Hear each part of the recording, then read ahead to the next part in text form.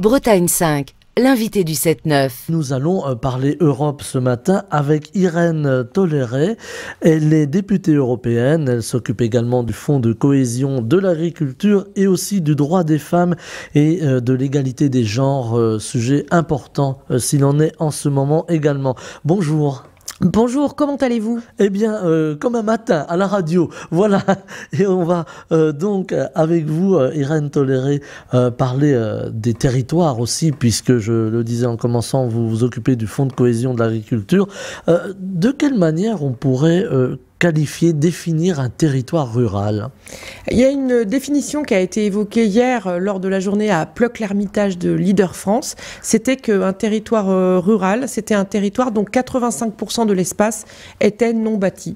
Voilà, donc ça c'est la définition, j'allais dire technique, mais on sait aujourd'hui que les territoires ruraux, qui restent des territoires ruraux, accueillent aussi beaucoup d'urbains qui viennent y vivre, qui viennent y travailler. Est-ce que ça amène aussi une réflexion de l'Europe pour aménager ces territoires? Oui, la crise Covid a entraîné des nouvelles prises de conscience sur les limites de l'urbanisme en ville. La gestion des espaces verts, quand on a des enfants, la gestion des petits espaces. Et donc, on a eu un phénomène, non pas d'exode rural, mais de redécouverte des espaces ruraux, avec, et je crois que la Bretagne en bénéficie énormément, l'arrivée de néo-ruraux. On les appelle des néo-ruraux. Ils viennent de la ville et ils veulent vivre comme à la ville à la campagne. Et ça provoque beaucoup de discussions et nécessite beaucoup d'investissement aussi. Voilà, parce qu'on sait que le travail à la campagne, ça nécessite par exemple la fibre. Alors c'est un débat récurrent ici en Bretagne. Est-ce que justement l'Europe intervient, l'Union européenne intervient sur tous ces aménagements techniques? Alors on pense à la fibre, mais aussi on peut imaginer des aménagements comme le satellite pour recevoir Internet lorsque l'on n'a pas la possibilité d'avoir accès justement à la fibre.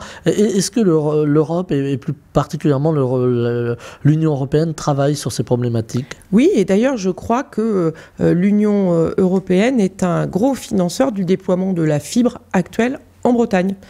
Alors, nous avons la chance dans la région Bretagne d'avoir des élus qui n'hésitent pas à dire quand il y a des fonds européens qui interviennent.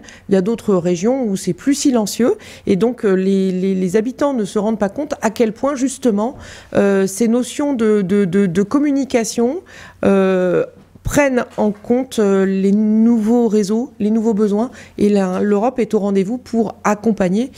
Parce que c'est l'avenir des zones rurales, de leur économie. On voit bien tout ce que la ruralité peut apporter face au changement climatique, face aux crises géopolitiques, face aux crises pandémiques. La ruralité est un des facteurs de résilience qui a expliqué qu'on a mieux résisté au niveau européen, au niveau économique, que d'autres pays plus métropolitains. Alors, j'en ai parlé avec quelques-uns des invités qui se sont succédés à ce micro dans le cadre de ce séminaire européen. Qu'est-ce qui fait que les Français, alors les Bretons sont assez européens, mais qu'est-ce qui fait qu'en général, on râle toujours contre l'Europe? On dit, voilà, c'est compliqué, ça nous apporte des normes. Voilà, il y a ce côté, on n'aime pas l'Europe, et pourtant, on s'aperçoit que la France est plutôt européenne.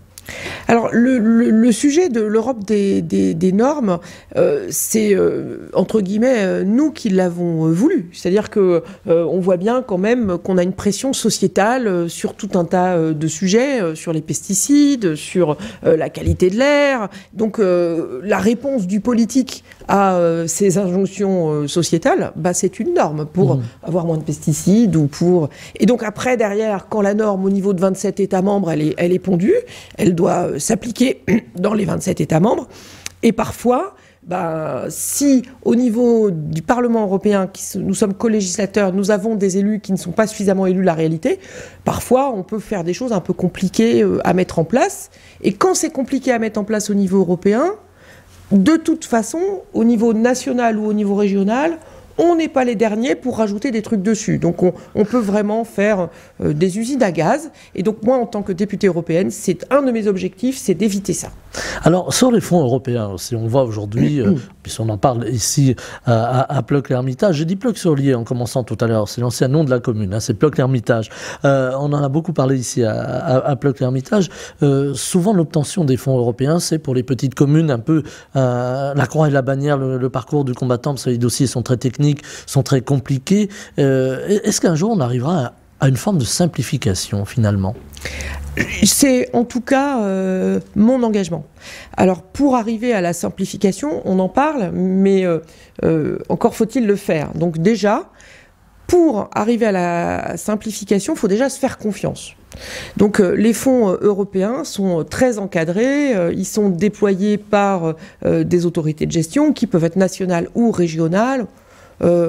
On n'est pas dans des pays où les dépenses de l'État ou des régions ne sont pas contrôlées. Donc je pense que c'est possible qu'on arrive à simplifier l'accès aux fonds européens en se faisant plus confiance au niveau des collectivités qui administrent. Après, pour simplifier, il faut bénéficier, par exemple, comme dans le programme Leader, d'interlocuteurs très locaux.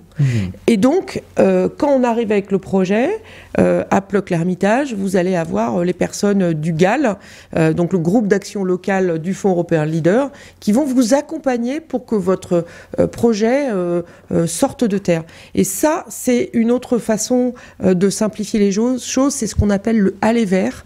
Et ça, c'est une des choses les plus importantes, je crois, parce que ça crée une courroie de transmission entre le local et le niveau européen, et qui peut arriver à aussi arrêter les bêtises qu'on peut faire à Bruxelles. Voilà, oui, alors il y a des bêtises qui sont faites à Bruxelles, il faut bien le dire, vous le reconnaissez, c'est bien, mais on voit quand même aujourd'hui que l'Europe s'installe, et vous le disiez tout à l'heure en commençant, l'Europe s'installe finalement dans les mentalités. Alors on ne peut pas passer sous silence ce qui se passe en Ukraine, cette guerre aux portes de l'Europe. Des décisions ont été prises très rapidement dès le début du conflit par l'Union européenne, par les 27 États membres, et puis on voit cette volonté de lancer le processus finalement de faire entrer l'Ukraine et plusieurs autres pays de la région dans l'Union européenne. Est-ce que là aussi il faut simplifier? Alors on sort un petit peu de leader, mais c'est intéressant, mais est-ce qu'il faut simplifier et dans des cas pareils pouvoir aller beaucoup plus vite sur la procédure justement d'entrée dans l'Europe, hein, d'un pays justement en guerre en l'occurrence? Oui et non. Oui, bien sûr, par rapport aux Ukrainiens, mais pas que, avoir une procédure un petit peu, peut-être pas accélérée, mais en tout cas que l'on communique très vite sur le fait qu'on enclenche cette démarche, oui. Cependant, l'Union européenne, c'est une union de valeurs. Et donc, il est aussi important que les États membres qu'on accueille respectent ces valeurs. Dans ces valeurs, il n'y a pas de peine de mort, par exemple. On a des sujets sur l'égalité homme-femme, sur les violences faites aux femmes. Donc c'est très important qu'on ne fasse pas rentrer, entre guillemets, des loups dans la bergerie. Le mot est trop fort, hein. Ce que je veux dire par là, c'est que oui, il y a une situation particulière sur l'Ukraine qui fait que, bien entendu, nous devons être au rendez-vous de l'histoire. Cependant, dans la procédure, nous devons quand même faire attention à ce que ces valeurs soient respectées. Il n'y aura pas de problème, mais sur le principe, on a pu voir des reculs sur l'avortement. Voilà, alors je pense à la Pologne par exemple, on pense aussi à la Hongrie, qui sont des pays qui se sont mis un petit peu à la marge de l'Europe. Voilà, on a le sentiment que l'Europe marche pas toujours à la même vitesse en termes d'égalité. On parlait aussi de l'égalité des genres tout à l'heure, parce que je le disais en commençant, vous êtes aussi en charge du droit des femmes et de l'égalité des genres. On s'aperçoit que des pays ne jouent pas le jeu, par exemple. Est-ce que l'Europe doit sanctionner à ce niveau-là, par exemple? Alors déjà, il y a des outils qui sont prévus pour les sanctions. Alors après, c'est l'efficacité des outils où on a eu un peu du mal, puisqu'il y a donc la chose fondamentale, c'est le respect de l'état de droit, c'est-à-dire le fait d'avoir une justice indépendante. Si vous n'avez pas une justice indépendante, n'importe quel chef d'État mal intentionné peut faire voter à peu près n'importe quelle loi. L'avortement en Pologne, elle l'avait depuis 1983. Il n'y a eu aucune demande des femmes d'arrêter d'avoir l'avortement. Or, on a eu ce recul qui s'est passé en Pologne et qui a été accompagné par le fait qu'il y ait des juges qui aient été nommés par le gouvernement et donc aux ordres. Donc c'est très important la valeur fondamentale à respecter, c'est l'état de droit. Dans l'état de droit, il y a aussi avoir des médias libres et indépendants comme vous aujourd'hui, qui peuvent porter la parole des territoires, mais aussi des oppositions. Donc c'est très important d'être informé et on voit bien aujourd'hui en temps de guerre à quel point c'est important d'être informé.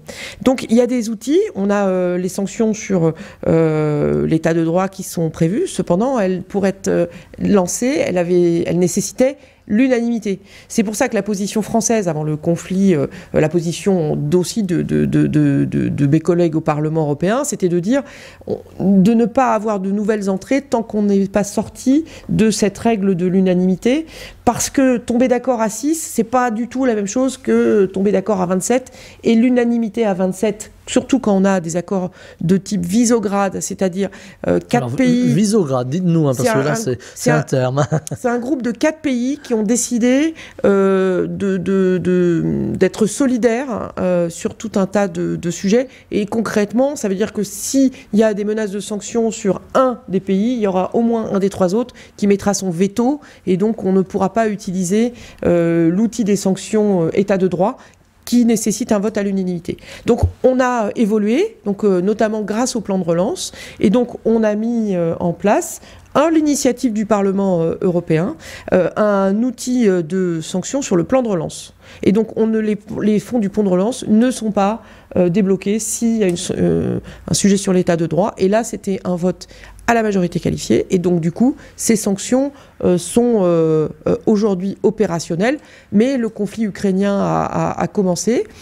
Je crois qu'il faut revenir aux fondamentaux. Unis dans la diversité, on peut voir les trucs qui ne vont pas, mais on peut aussi voir les trucs qui vont bien. Et aujourd'hui, je voudrais saluer nos collègues polonais qui sont au rendez-vous de l'accueil des Ukrainiens, et Dieu sait qu'il y en a besoin.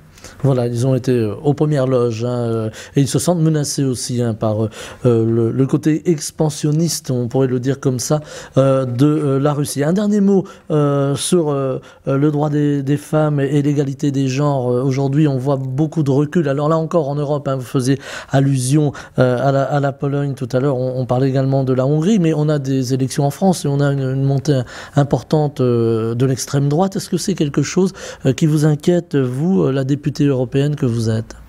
Les reculs sur les droits des femmes m'inquiètent, comme les reculs sur les droits LGBT, car en fait, ce sont les premières catégories sur lesquelles on tape quand on veut prendre le pouvoir de manière illibérale. C'est une façon de diviser la société, de créer des petits groupes, et après, on ne parle pas des vrais sujets, et on peut arriver à se faire élire avec ça. On a un candidat à la présidentielle qui s'en fiche, comme de l'an 40, qui le dit, et il ne faut surtout pas voter pour lui, parce que 52% de la population sont des femmes, que l'intégration des femmes dans la vie économique, c'est de la croissance en plus, c'est de la richesse et de l'emploi en plus pour tout le monde, que les femmes, ce sont aussi nos mères, nos sœurs, nos filles, nos cousines, nos copines, et donc la violence contre les femmes, il faut la prendre au plus tôt.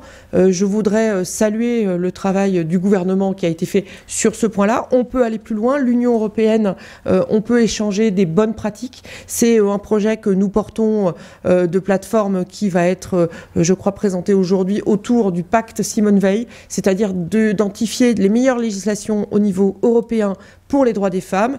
Et si une législation marche bien dans un pays pour les droits des femmes, il n'y a aucune raison qu'elle ne puisse pas bien marcher. Donc présentons-les dans les autres États membres et faisons en sorte que, unis dans notre diversité, on arrive plus loin sur ces sujets. On aura une société dans laquelle il fera bon vivre. C'est ce qu'on veut. Voilà, c'est important. Le bon vivre. Allez, un dernier mot sur les femmes. Elles sont nombreuses à nous écouter sur Bretagne 5. Et je connais quelques jeunes femmes agricultrices qui nous suivent avec attention. Elles sont nombreuses dans nos campagnes.